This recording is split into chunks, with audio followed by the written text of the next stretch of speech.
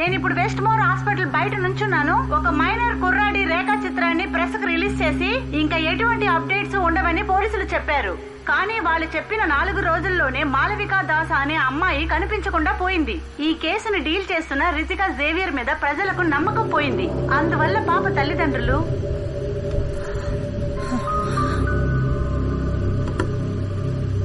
Madam, public బాగా భయపడుతున్నారు. పిల్లల్ని ఎవరు బయటికి పంపించట్లేదు. మీ అమ్మాయి చదువుతున్న ఆ స్కూల్ కూడా పిల్లల్ని ఎవరు వ్యాన్ లో పంపించట్లేదు. డైరెక్ట్ గా తీసుకొచ్చి వదిలిపెడుతున్నారు. ఎలాగైనా సరే ఆ రూబీని మనం పట్టుకోవాలి.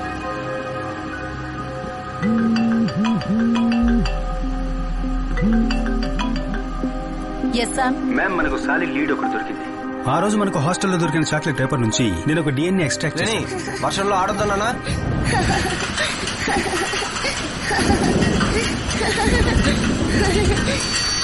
జాలీ జాలీ